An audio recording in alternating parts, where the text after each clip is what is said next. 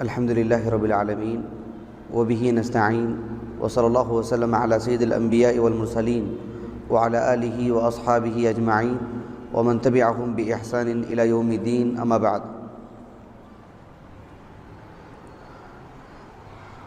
آج کا جو محاضرہ ہے اس موضوع کو ذرا سمجھنے کی ضرورت ہے۔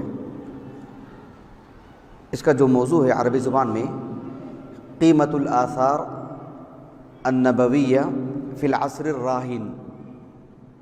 قیمت الآثار النبویہ، قیمہ بولتے ہیں القیمت یعنی اعتبار، حیثیت۔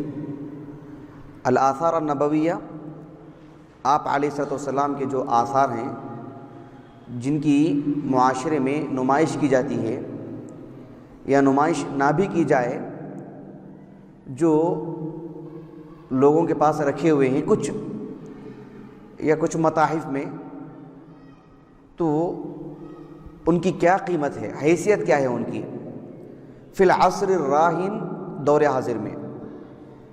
فی العصر الحاضر یعنی فی العصر الراہن یعنی دور حاضر میں۔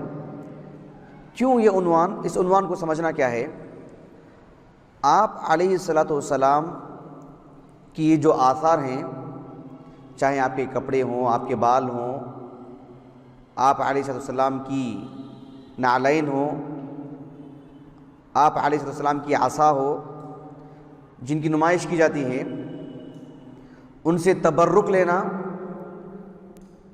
اس کے ہم خلاف نہیں ہیں، اسے تبرک لینا جائز ہے، کتاب و سنت سے ثابت ہے۔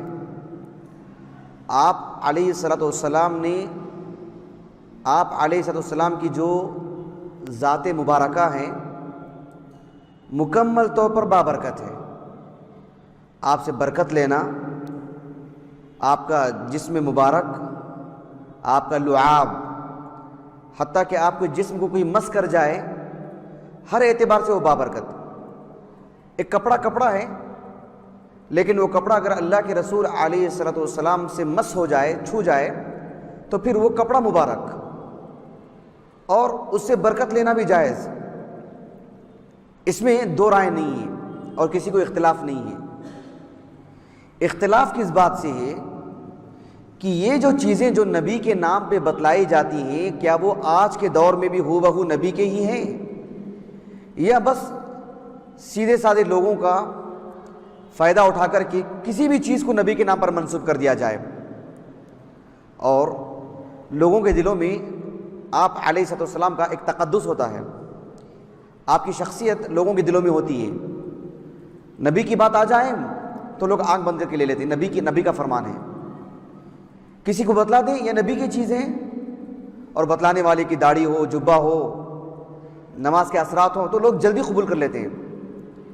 تو اللہ کے رسول علیہ السلام کے جو آثار ہیں کسی زمانے میں تھے، ثابت شدہ، صحابہ نے برکت لی، تابعین نے اس سے برکت حاصل کی، اور بجا ہیں، ان کے لیے حق تھا وہ۔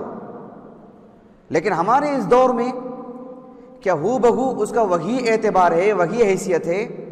کیا وہ نبی ہی کا ہے؟ کیا اس کے پاس کوئی ٹھوس ثبوت ہے؟ یہ اصل مسئلہ ہے۔ موضوع واضح ہوا؟ موضوع اچھی طرح واضح ہوا؟ ورنہ اس پروگرام کا یہ مقصد نہیں کہ یہ نبی کا جبہ ہے لیکن ہم اس سے برکت نہیں لیں گے، ہم اس کو مانتے نہیں۔ یہ نبی کے بال ہیں، ہم اس سے برکت لینے کے خلاف ہیں، نہیں، نعوذ باللہ۔ اگر ہے نبی کا تو وہ جائز ہے، وہ حق ہے، ثابت شدہ چیز ہے۔ تو عصر حاضر میں آثار نبویہ کی استنادی حیثیت، یہ اپنے دل و دماغ میں بات رکھ لیجئے کہ عصر حاضر میں فی العصر الراہن، کسی زمانے میں تھے بول کر کوئی ثابت کیا نا تو ہم کو اختلاف ہی نہیں اس سے، کسی زمانے میں تھی چیزیں ہوں، بات واضح ہو رہی ہے آپ کو؟ کسی زمانے میں وہ چیزیں تھیں، ہم کو اس سے اختلاف نہیں ہے۔ فی العصر الراہن، اس دور میں بھی ہے کیا، اس سے ہم کو اختلاف ہے۔ اسی لیے اہل علم کہتے ہیں اثبت العرش ثم انقش، پہلے مسئلے کو ثابت کرو کہ یہ نبی کا ہے، پھر اس سے تبرک لینے کی بات کریں گے۔ صرف ایسی لا کہ یہ نبی کے بال ہیں، اگر آج بھی کوئی 4 بال لے کے یہاں بیٹھ جائے نبی کے تو کیا مان جائے گا کوئی بھی؟ اگر ہم اس پہ رد کرتے ہیں تو کس بنیاد پہ رد کرتے ہیں؟ ہر کسی کو حق ہے 4 بال لے کے بیٹھ جائے یہ نبی کے بال ہیں علیہ الصلوۃ والسلام۔ جب اس کو حق نہیں ہے تو کسی اور کو بھی حق نہیں ہے۔ تو آپ علیہ الصلوۃ والسلام کی کسی بھی چیز کو اگر دکھلانا ہو تو پہلے یہ ثابت کرنا پڑے گا کہ یہ نبی کے ہی ہیں اور ہم تک بالکل صحیح اسانید سے پہنچے ہیں، اس میں ذرا برابر بھی خلل نہیں ہوا ہے، انقطاع نہیں ہے، یہ بات ثابت ہونی چاہیے۔ ورنہ پھر کسی کے لیے کوئی بھی چیز حق ہو سکتی ہے، کوئی کسی بھی چیز کو نبی کے نام پہ بیان کر سکتا ہے۔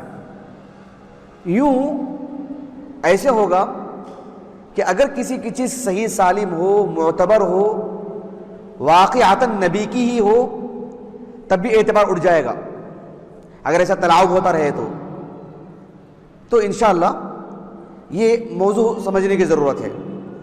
اور نہ کسی کے وہم و گمان میں یہ بات نہیں آنا کہ ہم نبی آپ علیہ السلام کے جو آثار ہیں اس کے خلاف ہیں، ہم اس کے مخالف ہیں، نہیں، نعوذ باللہ۔